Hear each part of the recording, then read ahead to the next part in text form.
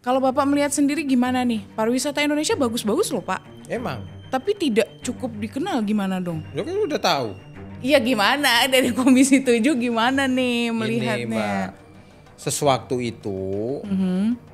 ini memang tidak mudah. Dan ini diperparah lagi misalkan ada Pemda yang ya tanpa melakukan kajian, tanpa didampingi oleh ahli, pokoknya merevitalisasi sesuatu, mengambil dana dari Pemda untuk membuat objek wisata. Dengan adanya desa wisata, lebih banyak yang ambruk, lebih banyak yang berhenti atau banyak yang berkembang. Saya sama Kementerian Pariwisata di titik ini saya bicara keras. Anda harus ikut tanggung jawab. Sulit untuk mengetahui bagaimana sih sebenarnya alur untuk membuat desa wisata atau membuat usaha di gitu. sini ini harusnya pemerintah yang hadir, Mbak. Oke, berarti Pemerintah harusnya kan bisa satu, bisa membiayai, yang dua bisa nyuruh, bisa merintah. sertifikasinya untuk tour guide-nya gimana, pendampingnya, kemudian Di situ titik masalahnya, di situ titik krusialnya. Pernah nggak mereka dididik? Standarisasi dari mulai posko, standarisasi dari mulai poter dan semua petugas. Iyalah, dan itu kewajiban pemerintah. Sudut dengar parlemen. Jadi di setiap sudut parlemen tuh harus mendengar. iya, Jangan ditutup, Mas, jangan Yes. ditutup. Ya, jangan Betul. ditutup. Dan Setuju. berani ngomong. Hai, kamu lagi di Sudut Dengar Parlemen. Hai, kamu sedang menyaksikan dan mendengarkan Sudut Dengar Parlemen, tentunya sama Nadia Kanaya. Kita bahas soal pariwisata yuk, pariwisata ini sedang berkembang banget di Indonesia.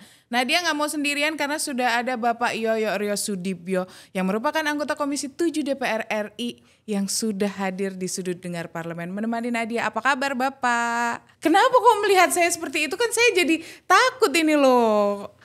Ada yang salah dari... Ada di acara sudut dengar parlemen sini karena pariwisata di Indonesia sedang berkembang sekali sekarang. Iya, kita Iya. mau ngomongin. Kata siapa? Loh, luar biasa loh Pak, banyak sekali loh peminatnya. Bener nggak sih, tapi kayaknya kok ada keraguan nih. Ya emang. Kenapa? Tapi sebenarnya berkembang atau tidak? Peminatnya luar biasa sekali loh kalau kita lihat anak-anak muda sekarang kan udah melek wisata gitu-gitu. Bener tidak? Enggak. Ya kan faktanya masih kalah dengan negara-negara yang lain gitu. Oh oke, tapi undang-undang pariwisata udah dibentuk kan Udah. sekarang. Nah itu makanya nanti kita tagih aja kalau undang-undangnya sudah ada, kita kasihkan Bu Menteri. Kan rapotnya tinggal lihat nanti.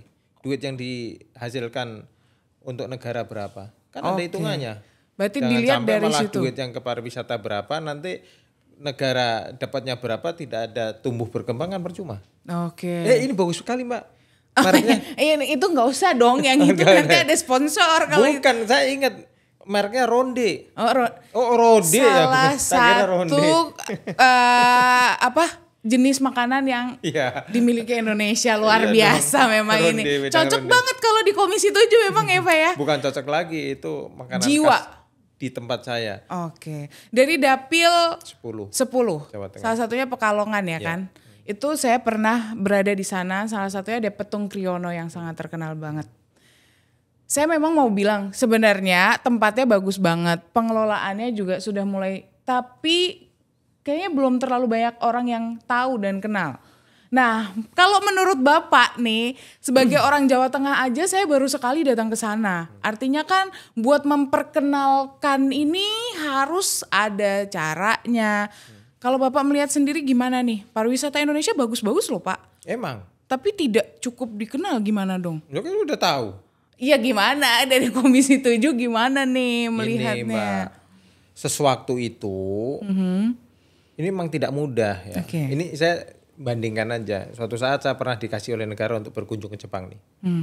Saya bingung di Jepang. Kenapa? Lah nyari nyamuk nggak ada. Terlalu dingin atau kenapa? Nyari nyamuk nggak ada. Nyari lalat nggak ada. Ngelihat sampah juga nggak ada. Wow. Udah Saya bingung kenapa. Penataannya. Begitu saya tanyakan, ternyata nggak ada aturan pemerintah tentang itu. Mereka sudah jadi habit. Oke. Kesadaran dari Habit, masyarakat. Oke. kesadaran, dan itu mulai ditanamkan dari mulai kecil. Sekarang kita ngomong ke pariwisata, Pariwisata, ya. iya. Di Jepang Mbak, bambu loh bisa buat tontonan seluruh dunia. Kita kurang apa Indonesia ini? Apa yang nggak ada di Indonesia? Ada semua. Ada, semuanya ada. Ada. Cuman satu, banyak yang rusak. Dua, banyak yang tidak dikelola dengan baik. Tiga, dibiarkan begitu aja. Kenapa? Karena emang jarang ahlinya. Artinya kesadaran kita untuk sadar wisatanya kurang ya, menghidupkan itu habit-habit yang baik. Bukan kurang, nggak ngerti gitu loh, nggak ngerti. Contoh Petung Kriono ini, sebuah tempat di pegunungan yang masih sejuk, yang masih asli. Masih ada owa di sana. Ih, di sana disajikan Ada semuanya. tahu owa, ya kan? Ada semua.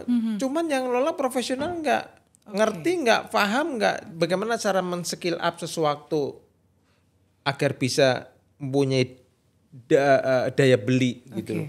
Kan jarang. Yes. Jarang banget. Padahal tempat atau objek-objek wisata yang ada di Indonesia, di seluruh Indonesia lah. Iya. Aduh Mbak, saya kan lama di Papua. Masya Allah, Papua itu luar biasa. Setuju, Tapi ya indah Allah, banget. Saya boleh. pernah sekali ke sana, Nah, Pak. di daerah saya aja lah. Namanya air terjun, bahasa Jermannya curug tuh ya kan. Bahasa Jermannya curug ya kan? Banyak banget dan belum sama sekali belum kesentuh. Sama sekali belum sentuh. Kemudian landscape atau view yang luar biasa ya, bisa ngelihat awan, bisa banyak banget. Cuman memang tidak ada yang bisa gitu, tidak ada yang bisa secara profesional membuat sesuatu itu bisa mempunyai daya nilai jual gitu. Kalau daya nilai rusak banyak, daya nilai rusak banyak. Nah, harusnya seperti apa nih Pak? Untuk kan kita sebenarnya ibaratnya kita berkaca dari Bali, makanya kan pemerintah membuat adanya 10 Bali baru. Berharapnya kayak kalau kita berada di Bali, masyarakat warga-warga Bali itu benar-benar sadar dengan pariwisata. Iya. Dari hospitality-nya, Betul. semuanya. Nah, bagaimana menghidupkan itu bukan cuma di Bali, tapi Jawa Tengah, Papua, apa yang harus dilakukan? Kita ngomong Bali, kita ngomong Jogja, kita ngomong sebagian Jawa Barat lah ya. Itu memang masyarakatnya sudah ngerti bahwa dengan pariwisata itu kita akan bisa nambah income. Yeah. Dengan pariwisata itu kita bisa mendapatkan pendapatan, Yeah. bisa mendapatkan keberkahan dan lain-lain. Cuma ada di beberapa tempat yang memang sama sekali belum sadar ya, sama sekali belum sadar. Dan ini diperparah lagi, misalkan ada Pemda yang ya tanpa melakukan kajian, tanpa didampingi oleh ahli, pokoknya merevitalisasi sesuatu, mengambil dana dari Pemda untuk membuat objek wisata. Dan alhamdulillah nggak jalan. Nah. Padahal dana sudah keluar kan gitu. Dana keluar. Itu kan nothing banget lah Mbak. Pertanggungjawabannya nggak ada gitu. Jadi menurut saya adalah bagaimana sih menanamkan kesadaran bagi pejabat publik atau orang yang berkuasa agar mau mencoba membuka diri, merekrut orang-orang profesional untuk diajak komunikasi, diajak bekerja sama untuk membuat sesuatu, mengembangkan tempat atau objek itu agar bisa bernilai jual. Sekarang saya mau tanya, objek-objek wisata yang dibuat oleh swasta pada maju nggak? Maju. Yang dibuat oleh Pemda? Nah. Banyak yang nggak maju. Pertanggungjawabannya gimana? Nah itu, apakah ada pertanggungjawaban ketika itu dikelola tidak berjalan? Saya nggak ngerti lah. Kemarin saya cukup terhenyak pada saat rapat di ruangan menyampaikan tentang desa wisata. Mbak sih di sini udah lama ya? Kerja di TV Parlemen? Enggak ya, pokoknya di DPR. Oh, baru 8 tahun. 8 tahun. Adanya desa wisata mulai boom gitu ya, desa wisata banyak gitu. Semenjak kapan? Semenjak ada dana desa. Oke. Betul gak Mas? Nah, masih aja mantuk-mantuk, berarti kan betul. Betul. Iya, betul. Kalau gini Ayo kita enggak. cek semuanya, buka di YouTube. Ini betul. Pertanyaannya adalah, dengan adanya desa wisata, dengan menggunakan dana desa atau dana dari manapun lah, ya, lebih banyak yang ambruk, lebih banyak yang berhenti, atau banyak yang berkembang?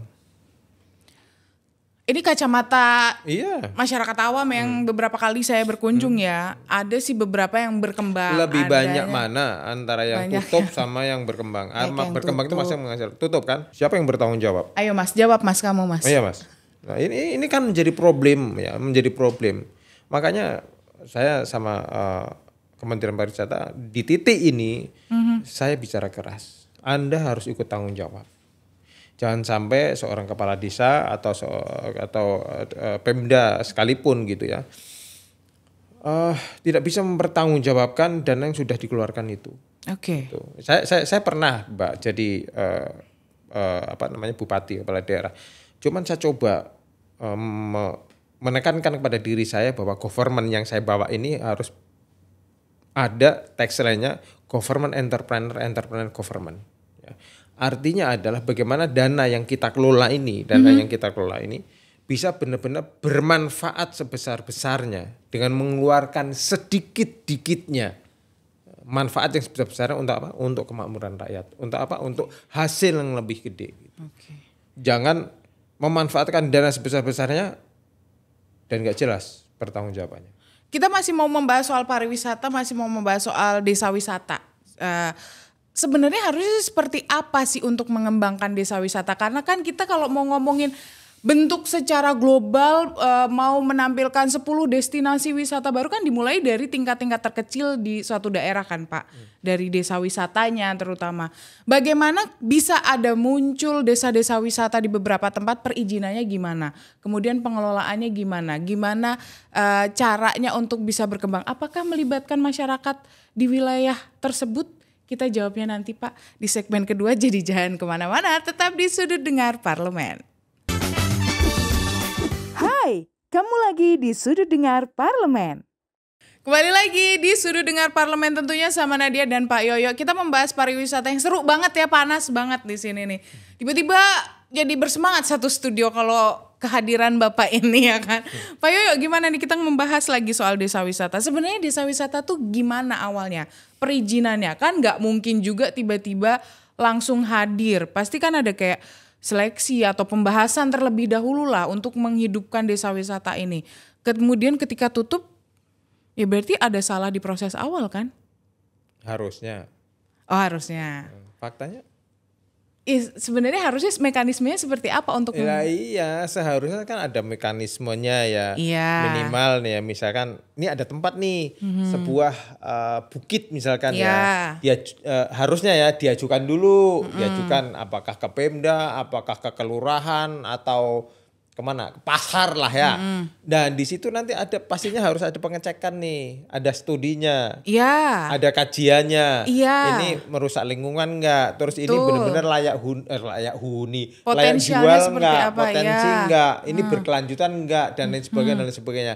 Nah, setelah itu ini aksesnya ada enggak? Kalau aksesnya ada, misalkan, oh jalannya sudah ada, oh bagus. Kalau jalan nggak ada harus gimana? Oh ini nanti promosinya gimana? Terus daya jualnya gimana? Kira-kira marketnya untuk siapa dan lain sebagainya? Itu baru kajian dan harus detail. Nah, kalau sekarang? Nyatanya seperti apa? Kalau Bapak lihat nih selama ini di lapangan kan pernah menjadi bupati, artinya Bapak mengelola suatu daerah di kabupaten, kan dimulainya dari situ Pak. Lebih banyak yang ngawur Pak. Oh gitu, berarti tiba-tiba desa wisata itu ada objek wisata. Pokoknya bicaranya mungkin dalam konsepnya duit keluar. Saya artikan sebagai orang Jawa yang pokoknya intinya tiba-tiba ada gitu kan ya. Ya wes pokoknya gawe ngono wae lah, masalah engko dadi apa ora. Bikin aja gitulah. Engko dadi apa ora, sukses apa ora ya mengko gitu nanti gitu. Jangan panjang-panjang bahasa Jawa yang nonton kan se-Indonesia ini kasihan. Pokoknya ya sebagian besar itu buat aja. Masalah nanti berhasil atau tidak itu tawah itu artinya ya sudah nanti gitu. Itu kan biasanya yang dibikin oleh masyarakat sekitar kan Pak. Apakah mungkin karena kayak sulit untuk mengetahui bagaimana sih sebenarnya alur untuk membuat desa wisata atau membuat usaha di gitu. Di sini ini harusnya pemerintah yang hadir Mbak. Berarti pemerintah harusnya kan bisa satu, bisa membiayai, yang dua bisa nyuruh, bisa merintah. Yang ketiga banyak hal yang bisa digabung-gabungkan, dikonkretkan untuk mensupport, mendukung. Maaf ya, saya 2,5 tahun pernah hidup di Cina Mbak. Cina itu sebegitu besarnya negara itu bisa hadir, semuanya diatur Mbak.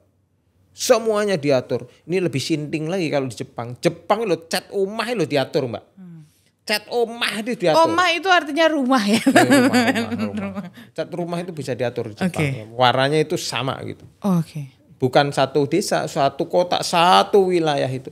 Kalau di Cina mah ya Allah, ini kita ngomongkan misalnya satu halnya.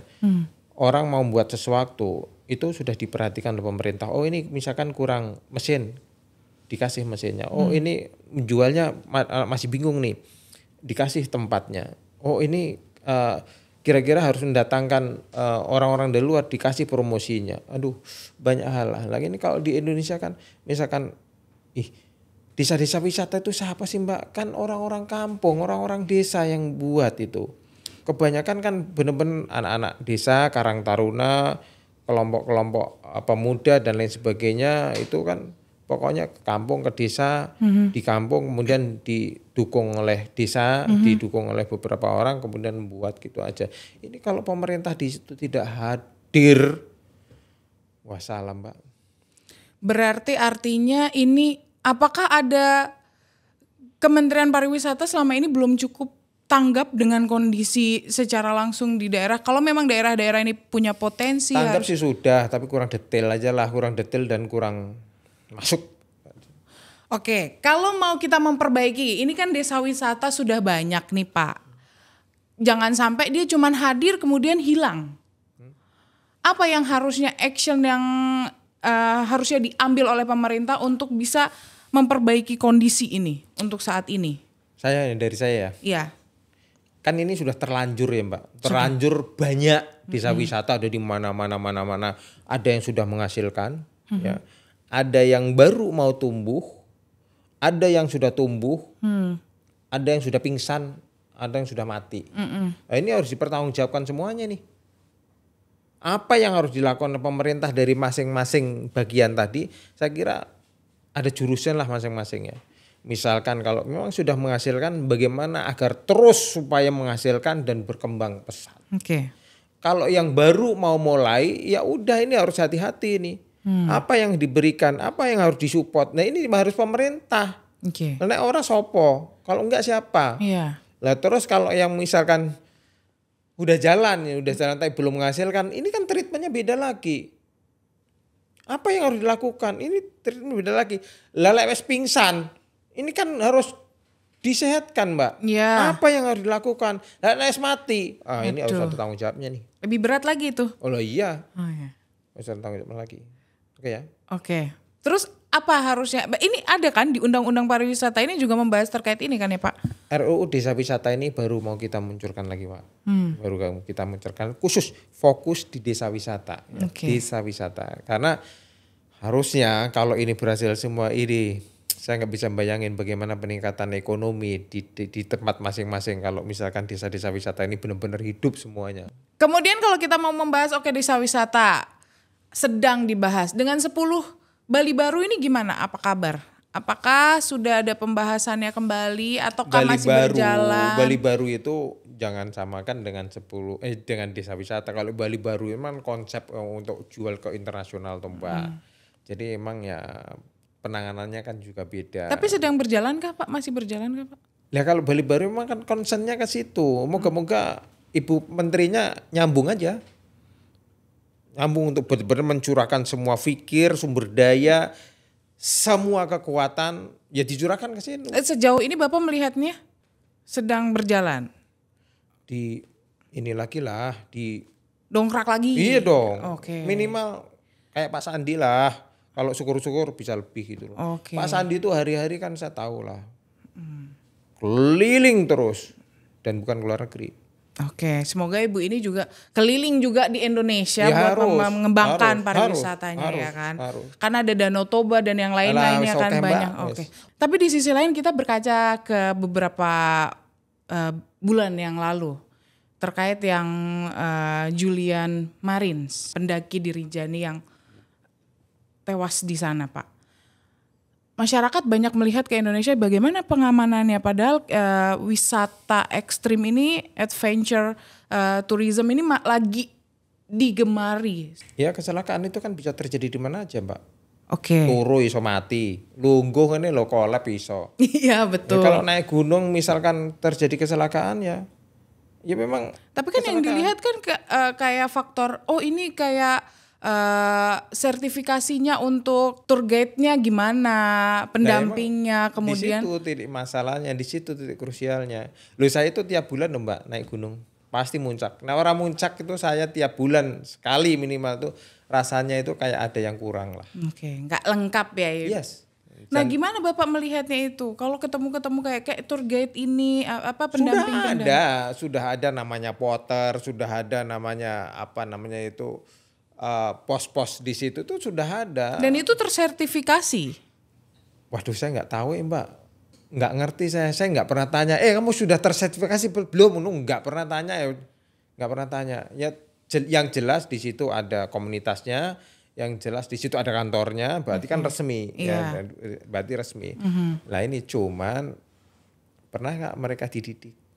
Oke. Ya terus pernah nggak pemerintah misalkan hadir melihat ini gimana nih keamanannya, ini gimana nih potensinya, ini gimana nih aturannya, pernah nggak? Oke.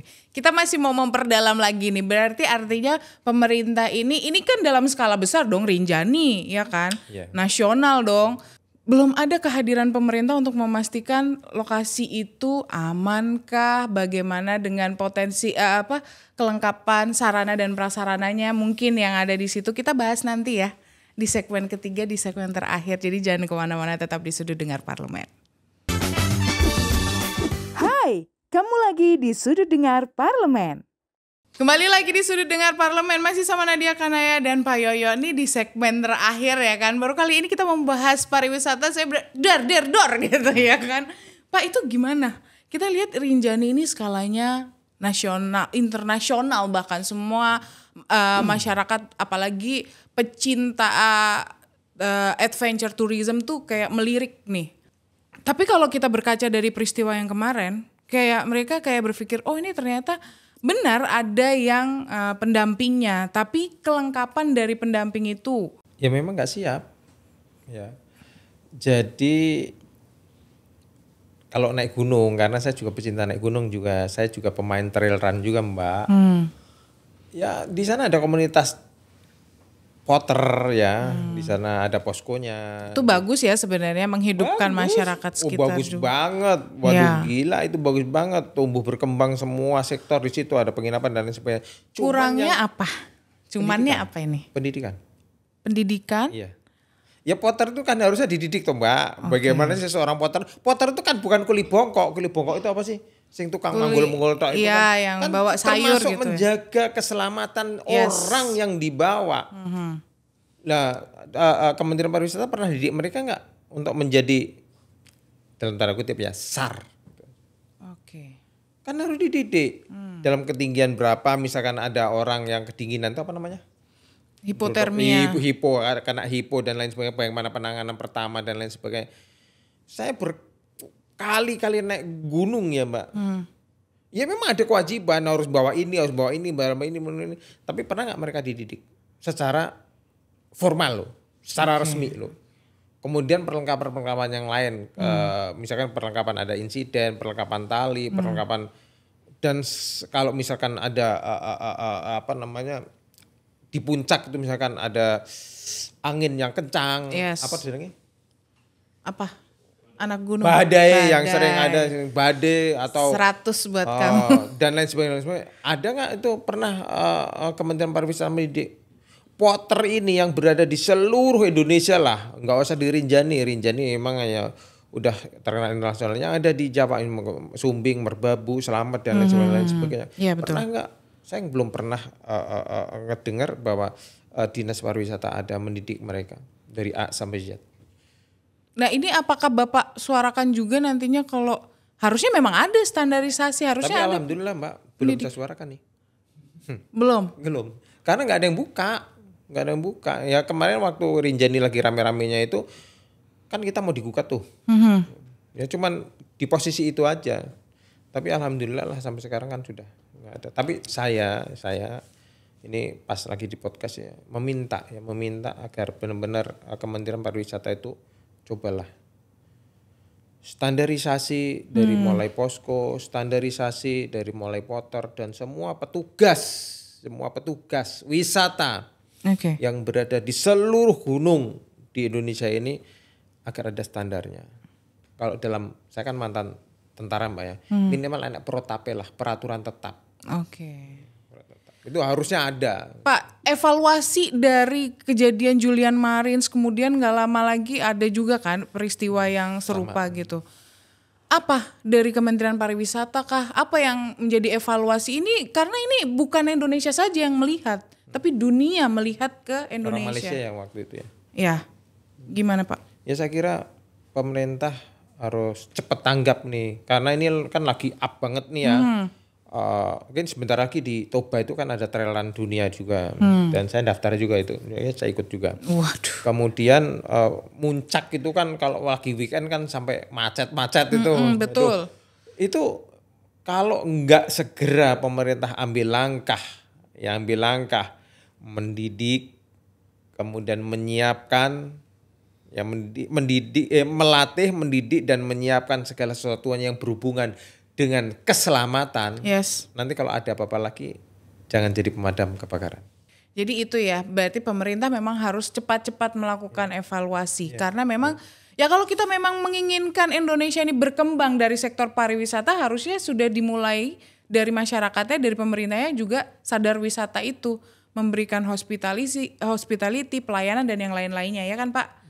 Kalau Bapak melihat dengan tren wisata nih, yang lagi banyak nih kan di Indonesia, yang mulai banyak dilirik adalah wellness tourism, soal kebugaran, kemudian digital nomad tourism, soal pekerjaan nomaden. Jadi mereka cari spot-spot yang oke buat bekerja, tapi juga memberikan wisata. Kemudian dari adventure tourism ya kayak petualangan tadi, kayak naik gunung dan yang lainnya. Di Indonesia, sudahkah pariwisata ini berkembang dengan tren yang saat ini?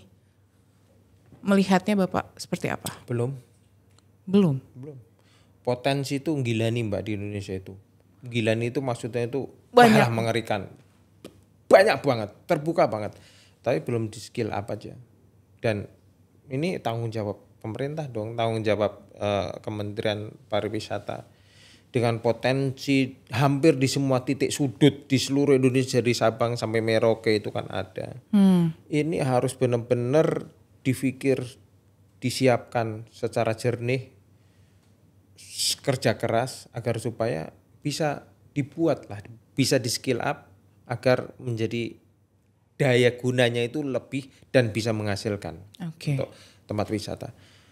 Ya dengan keadaan dan situasi sekarang ini yang banyak orang mumet ya Mbak ya, kan harus cari refreshing. Iya betul. Refreshing yang paling murah itu ya back to nature, kembali ke alam, dan semua tersedia di Indonesia. Ini tinggal nangkep aja nih, wisata murah, ya back to nature. Tapi kembali lagi tetap harus ada persyaratan perizinan yang jelas dan ya kan Pak, kembali lagi jangan sampai. Iyalah, dan itu kewajiban pemerintah. Kementerian Pariwisata. Kalau Bapak melihatnya dari tadi Bapak menyampaikan Kementerian Pariwisata, kewajiban pemerintah, kehadiran. Memang sejauh ini Bapak selama di Komisi 7, dari awal Bapak masuk di Komisi 7 kan Pak? Enggak, yang pertama Komisi 1 dong. Ya Komisi 1 kemudian di Komisi 7. Terus Komisi 7 gak tahu ini mau komisi berapa lagi. Kalau Bapak melihatnya selama di Komisi 7, melihat Kementerian Pariwisata ini sebenarnya saat ini fokusnya ke arah mana? Enggak tahu. Nggak tahu. Cuman gergetan aja, maksudnya saya kan wong dagang Mbak. Orang dagang itu kan nek ngelihat potensi itu kan kayaknya mau gitu, gini semua cepet gitu ya. Iya. Ini potensinya gede banget, besar banget. Dananya pemerintah juga ada. Ayolah gitu loh. Ayo gitu. Tapi memang mungkin butuh proses Pak, kan harus memberikan pelayanan yang terbaik. Mau proses apa? Gimana itu? Libatkan anak-anak muda yang punya kredibilitas tinggi. Nah, terima kasih sudah dipancing. Jadi saya ingat pertanyaan. Apakah Indonesia sudah mengikut sertakan anak-anak muda yang mulai sadar dengan sosial media untuk membless potensi wisatanya? Beberapa memang sudah ada, tapi kayaknya tidak terlalu banyak. Ya kalau yang swasta pasti pakai. Yang swasta sadar kan, yang swasta karena kan takut bangkrut. Iya. Iya kan? Iya. Iya, karena saya di Komisi 7, saya punya beberapa teman yang punya objek wisata, saya coba serap ilmunya dan lain sebagainya. Ya mereka karena takut bangkrut, takut rugi, ya pasti akan melakukan segala daya dan upaya Untuk promosi. agar supaya untung kan Iya. gitu. Ini sebetulnya sama. Kementerian Pariwisata dikasih dana nih sama pemerintah gitu kan. Dia suruh jalankan, dan jalankan ini kan untuk membantu masyarakat seluruh Indonesia ini agar supaya tumbuh kembang, bukan ambruk. Lah gimana caranya? Salah satunya dengan misalkan promosi dengan media sosial dan lain sebagainya. Ada memang bagian itu, ada. Nah, cuman bisa nggak nyambung krek semuanya? Jangan cuma di sini doang nyambung, ini enggak. Oke, berarti harus lebih ada lagi lah actionnya buat melibatkan anak-anak muda yang apalagi yang udah melek-melek media sosial. Terakhir Pak, komentar terkait kemarin kita tahu kalau di Bali sempat ada peristiwa banjir.